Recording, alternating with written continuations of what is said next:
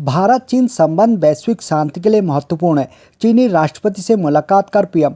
प्रधानमंत्री नरेंद्र मोदी ने बुधवार को रूस में ब्रिक्स सम्मेलन के दौरान चीन के राष्ट्रपति शी जिनपिंग के साथ हुई द्विपक्षीय बैठक को लेकर एक्स पर लिखा, भारत चीन संबंध दोनों देशों के लोगों और क्षेत्रीय वैश्विक शांति व स्थिरता के लिए महत्वपूर्ण है।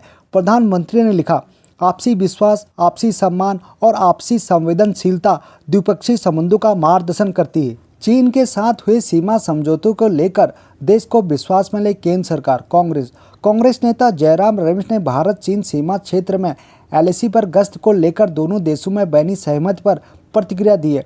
उन्होंने कहा, अब चीन संग यह समझौता हुआ है तब सरकार को देश के लोगों को विश्वास में लेना चाहिए। उम्मीद है कि सैनिकों की वापसी से पहले वही स्थिति बहाल होगी जैसे मार्च 2020 में थी। नमस्कार दोस्तों, कैसे हैं आप लोग। बेहतरीन खबरों के लिए चैनल को लाइक और सब्सक्राइब करें और साथ में कमेंट भी। आगे बढ़ते मुख्य समाचारों में। हमें युवाओं में उत्पन्न हो रही कट्टरता को रोकने की जरूरत है, ब्रिक्स समिट में पीएम मोदी। 16वें ब्रिक्स शिखर सम्मेलन में बुधवार को प्रधानमंत्री नरेंद्र मोदी ने कहा, आतंकवाद और टेरर फाइनेंसिंग से निपटने के लिए हम सभी को एक मत होकर दृढ़ता से सहयोग देना होगा। प्रधानमंत्री ने कहा, हमारे देश के युवाओं में उत्पन्न हो रही कट्टरता को रोकने के लिए हमें सक्रिय रूप से कदम उठाने चाहिए। जामिया मिलिया में दिवाली कार्यक्रम के दौरान छात्रों के 2 गुटों में हुई मारपीट। दिल्ली स्थित जामिया मिलिया इस्लामिया में मंगलवार को दिवाली कार्यक्रम के दौरान छात्रों के 2 गुटों के बीच मारपीट होगी। आरोप है कि माइटू ग्रुप के छात्रों ने दिए तोड़े, रंगोली खराब कर दी और धार्मिक नारे लगाने लगे। मामले की जानकारी मिलने पर पुलिस ने लोगों को घटनास्थल से दूर हटाया। आज पहली बार अपने लिए प्रचार कर रही हूँ, वायनाड में प्रियंका गांधी। केरल की वायनाड सीट से लोकसभा उपचुनाव के लिए कांग्रेस महासचिव प्रियंका गांधी ने बुधवार को नामांकन दाखिल किया। वायनाड में जनसभा को संबोधित करते हुए उन्होंने कहा, मैंने 35 सालों में अपने माता पिता, भाई और सहयोगियों के लिए प्रचार किया है, लेकिन आज पहली बार अपने लिए प्रचार कर रही हूँ। दरअसल प्रियंका पहली बार कोई चुनाव लड़ रही है। इंसानों पर कब्जा नहीं करेगी एआई, बढ़ाएगी मानवीय बुद्धिमत्ता, मेटा एआई वैज्ञानिक लखन।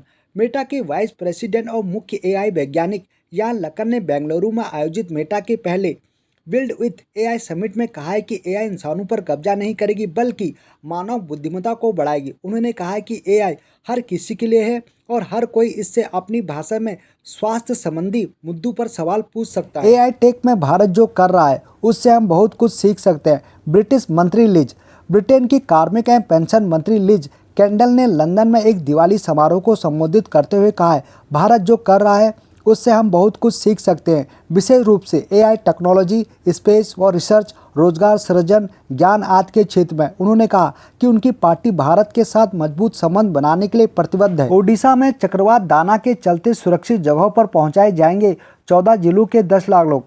ओडिशा की सरकार चक्रवात दाना के चलते 14 जिलों के करीब 10 लाख लोगों को सुरक्षित स्थानों पर पहुंचाने के लिए बड़े पैमाने पर योजना को अंजाम देने की तैयारी में जुट गई है। वहीं सरकार ने राज्य में 6000 राहत शिविर स्थापित किए हैं। बकौल आईएमडी चक्रवात के दस्तक देने की प्रक्रिया 24 अक्टूबर की रात से शुरू होगी। हंसने को लेकर कोचिंग शिक्षिका ने 10 वर्षीय छात्र को मारे थप्पड़, स्वतंत्र तंत्र हुआ फेल। मुंबई के नाला सोपारा में कोचिंग शिक्षिका ने हंसने व शरारत करने को लेकर हाल ही में 5वीं क्लास की 10 वर्षीय छात्रा को थप्पड़ जड़ दिए। इससे उसके दिमाग में गंभीर चोट आ गई और उसे गंभीर हालत में आईसीयू में भर्ती कराया गया। छात्रा को टिटनेस इन्फेक्शन भी हो गया और उसका स्वतंत्र तंत्र फेल हो गया है। भारत के खिलाफ हमें स्पिनर का बेहतर इस्तेमाल करना होगा, न्यूजीलैंड के कप्तान लेथम। न्यूजीलैंड के कप्तान टॉम लेथम ने कहा कि भारत के खिलाफ दूसरे टेस्ट में स्पिन अनुकूल पिच को लेकर हमें किसी पूर्व निर्धारित सोच से बचते हुए अपने स्पिनर्स को बेहतर इस्तेमाल करना होगा। उन्होंने कहा, हमें परिस्थितियों से सामंजस्य बिठाना होगा और अगर पिच से गेंद को अधिक टर्न मिलती है तो हमारी टीम में 4 स्पिनर खेलेंगे। आज के समाचारों में इतना ही, मिलते हैं कल। तब तक के लिए जय हिंद, जय भारत। चैनल को लाइक और सब्सक्राइब जरूर करें। धन्यवाद।